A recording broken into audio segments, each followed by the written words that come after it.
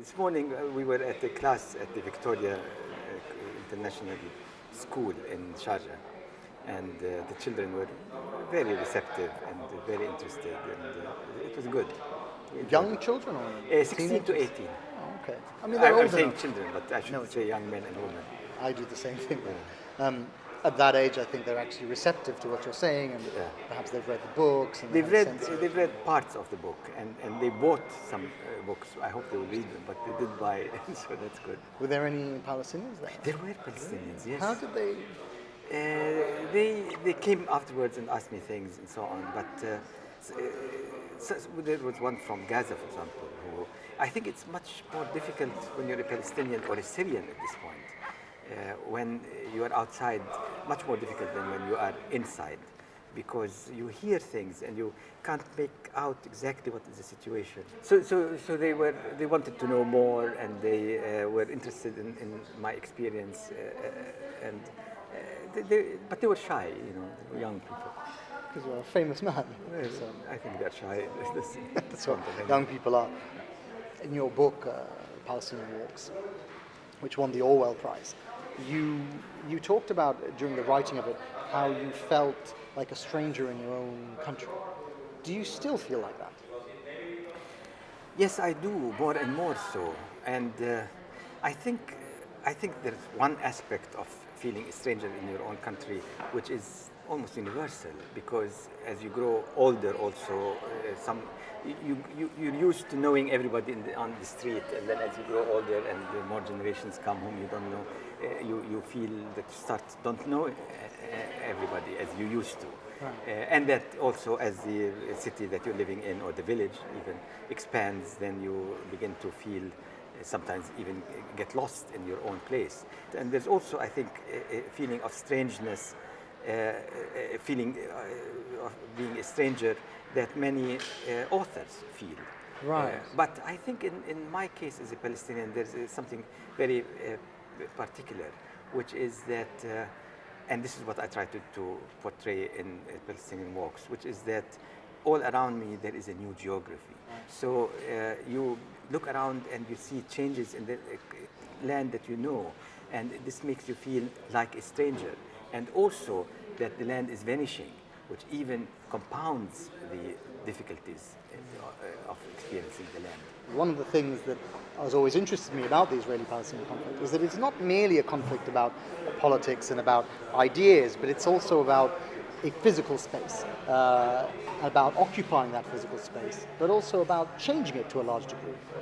And that's something, I think, for example, in Palestinian Walks, because you change the time of the walks, but to a degree you haven't changed the place.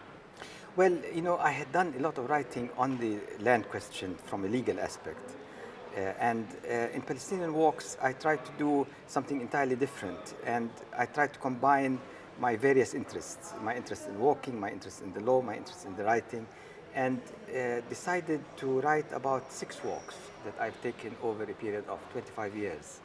And it was not easy to find a way of doing it, but then I settled on taking the walk that starts when I was much younger, in 1979, in a particular region, and then describing that walk, describing the land, how it was, and so on, and then ending that walk with the changes to the same path, same trail that have occurred in the course of these 25 years.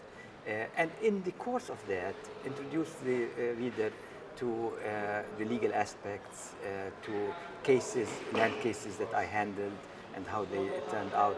So in a gentle way, the reader gets to know about the political as well as the legal aspects, as well as the geography. It was my intention also to preserve, I said to preserve in words what is vanishing, because many of the places that I wrote about in Palestinian Walks are no longer there.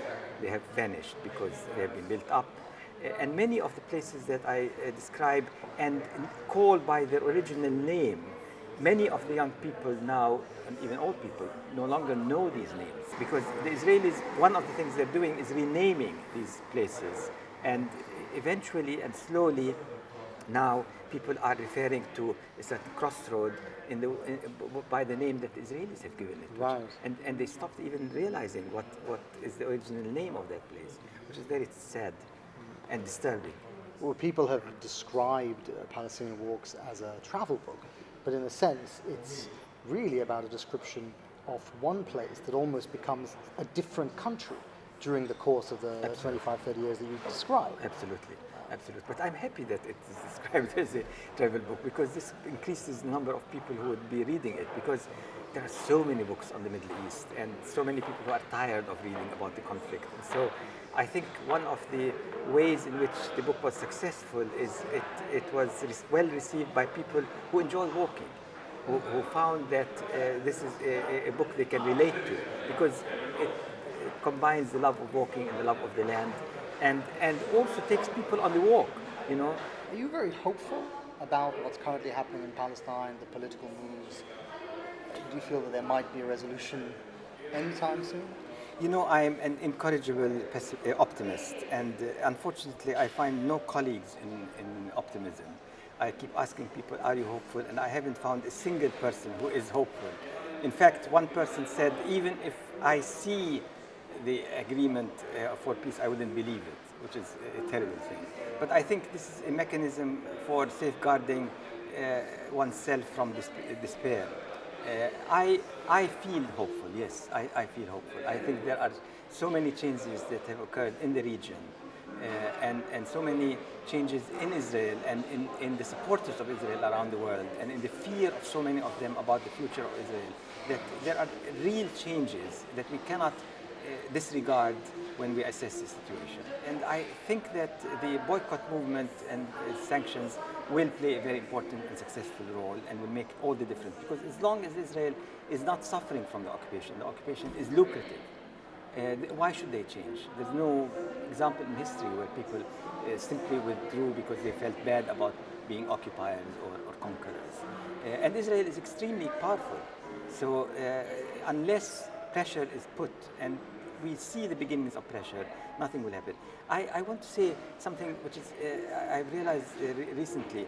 For many, many years, I would always say that international law should be implemented and applied to Israel. And I would find blank faces, and sometimes it made me feel either I'm mad or I'm naive, or maybe even a criminal to suggest something as preposterous as that. Now, lo and behold, you hear Germany, which has been the strongest friend and defender and supporter of Israel, saying, sorry, but the ethics committee, this was, I think, said by a Scandinavian country, Norway maybe, but the same thing is essentially being said also by Germany. Ethics committee and international law does not allow us to deal with banks who support settlements which are illegal under international law. Finally, after half a century almost, now they've woken up to the fact that, and international hasn't changed, and it's always been quite clear cut about illegal settlements and the illegality of an occupier moving its people to the occupied territory. It hasn't changed at all, and they knew all about it, and yet nothing has happened. Finally, they are beginning to talk about it, and I say, thank God I've lived to see this.